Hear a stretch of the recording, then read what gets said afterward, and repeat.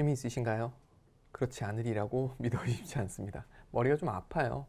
그리고 이걸 자꾸만 생각하다 보면 머리가 찌끈해지면서 안드로메다로 가시는 경우들이 상당히 있으시리라는 걸 제가 이해를 충분히 합니다. 마찬가지로 저도 이 부분에 대해서 생각하고 할 때 굉장히 머리가 아팠고, 실제로 처음 링크드 리스트를 만들 때 굉장히 버그가 많이 났어요. 그것도 심각한 버그, 블루 스크린이 뜬다든가 컴퓨터를 다시 재부팅해야 된다든가 하는 버그를 굉장히 많이 만나게 됩니다. 어쩔 수가 없더라고요.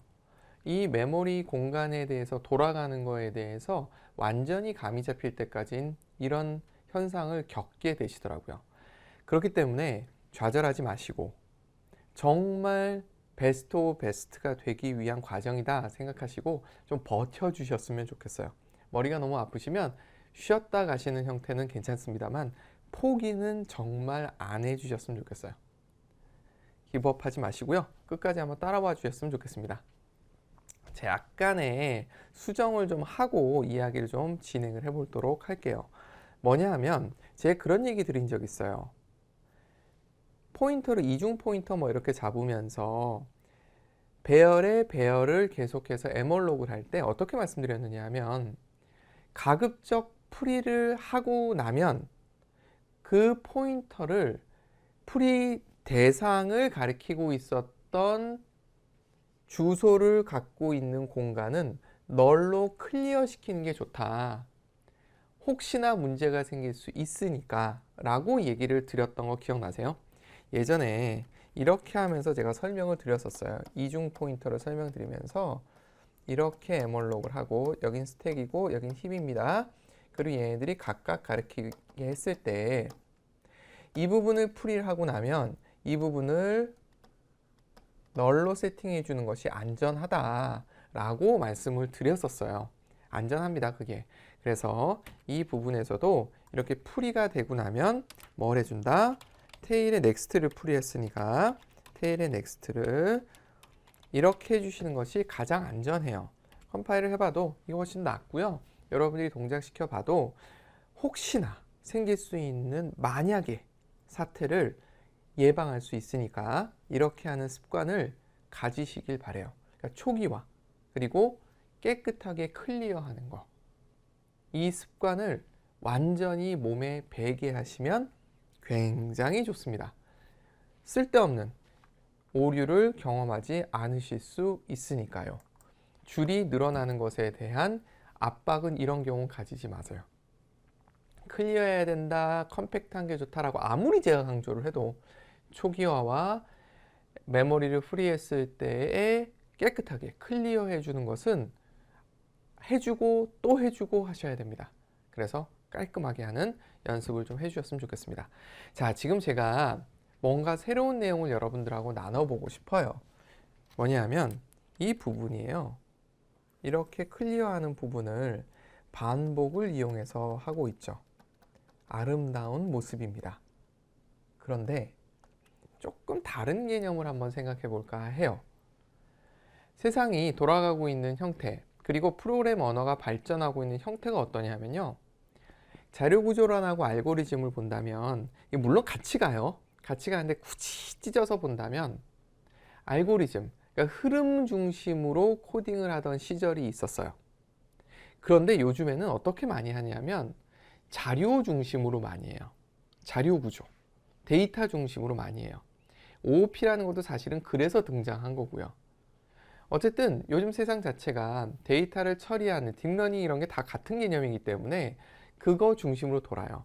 구조체 전까지는 어찌 보면 심지어 배열조차도 반복, 그러니까 알고리즘을 편하게 만들기 위해서 자료 구조를 만들었다면, 구조체부터는 데이터 중심으로 사실은 넘어간 형태가 됩니다. 그래서 지금 제가 이 풀이하는 부분, 청소하는 부분을 데이터 중심으로 한번 살펴보고자 해요. 자, 똑같은 그림을 한 번만 더 그려볼게요. 맨날 그리고 또 그립니다. 그쵸? 이런 식으로 헤드가 무언가 가리키고 있고 계속해서 이렇게 있다고 말씀을 드렸었어요. 지금은 5개만 만들기로 했으니까 5개만 만들었습니다. 자, 이럴 때 풀이를 할 때 어떤 식으로 할 수 있느냐면 얘 중심으로 생각해 볼 수 있는 거예요. 자, 얘 중심으로 한번 생각해 볼게요. 얘는 어떻게 하면 되느냐 하면 다음 게 뭔지는 모르지만 얘를 풀이하고 나서 자기가 풀이되면 돼요. 그쵸? 얘 입장에서는 마찬가지예요. 얘가 풀이되고 내가 풀이되면 아무 문제가 없어요. 그쵸? 거꾸로 하면 안 된다고 말씀드렸어요. 왜냐하면 가르치고 있는 애가 없으면 풀이를 못하니까. 그래서 이런 식으로 보는 거예요. 얘도 마찬가지로 얘가 풀이되고 내가 풀이되면 돼. 이렇게 생각하면 되고, 얘도 얘가 풀이되고 나서 내가 풀이되면 문제가 없잖아. 이렇게 생각하는 거예요. 마찬가지로 얘 입장에서는 쥐가 없으니까 없네? 그럼 나만 풀이가 되면 되겠네? 이런 느낌으로 가는 거예요. 그래서 이거를 함수로 아주 재밌게 구성할 수 있어요. 그 함수는 누구 기준이냐 하면 현재 풀이하고 싶은 애의 기준이에요. 링크드 리스트 같은 경우 사실은 얘로부터 시작한 뒤를 전부 다 의미하는 거죠. 얘로부터 시작해서 모든 걸 풀이하고 싶은데 명령은 어떻게 주냐면 너 풀이되라. 단 네 뒤 것도 다. 이런 느낌인 거예요. 그래서 얘를 중심으로 함수를 호출하게 됩니다. 그러면 얘는 이 뒤가 어떻게 생겼는지 모르니까 얘 중심으로 또 함수를 호출하게 됩니다. 마찬가지로 얘는 얘 중심으로 함수를 호출하게 됩니다. 뒤가 있다면. 얘는 얘 중심으로, 얘는 얘 중심으로 이렇게 되겠죠. 얘는 더 이상 없으니까 내가 수행을 끝내고 나면 어떻게 하면 되죠? 없애고 함수를 끝내면 이 함수로 돌아왔겠죠? 얘를 중심으로 한 함수로. 그렇겠죠? 그럼 얘는 없애고 나면 얘를 중심으로 한 함수로 리턴이 됐겠죠. 리턴, 리턴, 리턴 이런 식이 되겠죠. 리턴 하면서 계속 삭제가 되죠.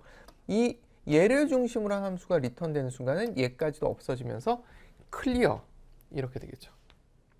이런 식으로 데이터 중심으로 프로그램을 만들어 보는 거예요. 자, 어떻게? 얘를 삭제하는데 뒤에 있으면 삭제하고 너도 삭제되라 이런 식이에요. 자, 그런 함수를 한번 디자인해 보도록 하겠습니다. 자, 이 부분을 싹 지우고요. 제가 함수 이름을 쓰기가 오류가 잘 나니까 통째로 가져오 보도록 하겠습니다. 함수를 만들었어요. 그리고 어떻게 할 거냐면 이 함수를 호출할 거예요. 자, 뭘 기준으로? 제일 앞에 있는 거 기준으로 끝까지 라는 의미로 헤드를 저장하고 있으니까 헤드를 한번 넣어 보도록 할게요. 물론 거꾸로 하셔도 관계는 없어요. 자, 그런 상태에서 다 끝나고 나서 자, 제가 지금 보면 리턴 밸류를 뒀죠. 딜리트 하고 나서 어떻게 하라고요? 그 공간을 깨끗하게 정리하라고 말씀드렸어요. 그 정리조차도 함수에 맡겨보고 싶은 거예요. 딜리트가 잘 됐으면 메모리 오류가 없으면 어떻게 한다? 잘 됐다고 널을 리턴하자는 거예요. 그래서 리턴 밸류를 둔 거예요. 널이 리턴되면 오류가 없는 형태로 만들어 본 겁니다. 자, 그래서 이 함수의 원형도 필요하겠죠? 위에 선언을 하는 과정을 가져보도록 하겠습니다. 자, 얘는 필요 없죠? 두셔도 관계는 없습니다. 자, 이런 식으로 하고 바디를 만들었어요. 자, 이 상태로 컴파일을 해보면 뭐가 문제가 되느냐 하면 보세요. 자, 값을 반환해야 됩니다 라고 얘기가 되고 있어요.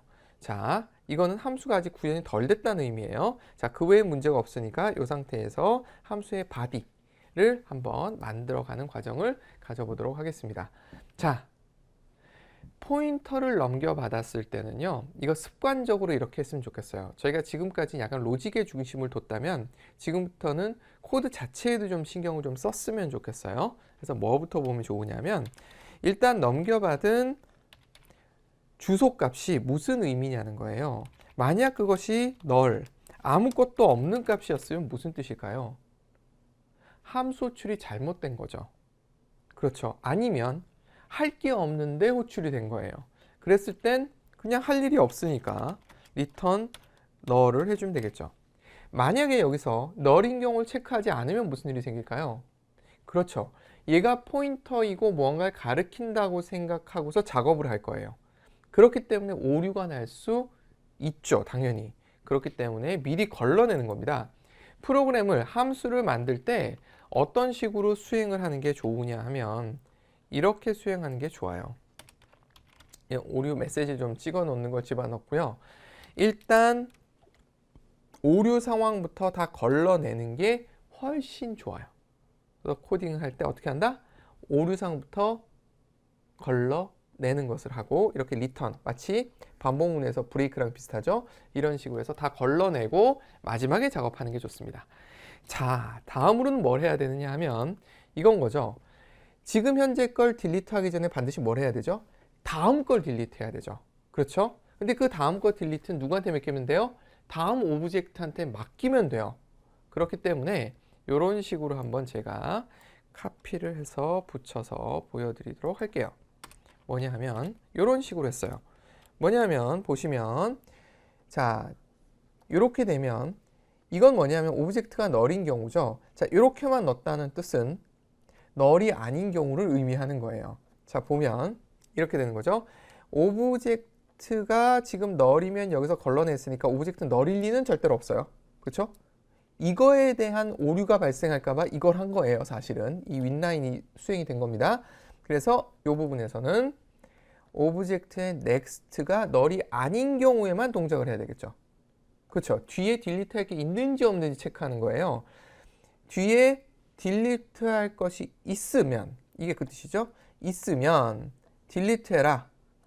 여기서부터 끝까지. 그러면서 주는 거죠. 자, 다시 볼게요. 얘가 있고 얘가 있어요. 현재 여기에요. 오브젝트는 여기에요. 현재 오브젝트는 여기입니다. 그랬을 때 지금 오브젝트의 넥스트가 있다는 거예요. 누군가 있어요. 그러면 어떻게 하라고? 얘를 가리킨 얘를 주면서 이 뒤에 거 다 delete from to end 다 delete 해 라고 명령을 줘버리는 거예요. 그런 식으로 함수로 출하는데 재밌죠? 이 함수 이름과 이 함수 이름이 동일해요. 이래도 되냐고요? 됩니다. 자기가 자기로 출할 수 있어요. 이렇게 된다고 해서 이름을 제귀호출이라고 해요.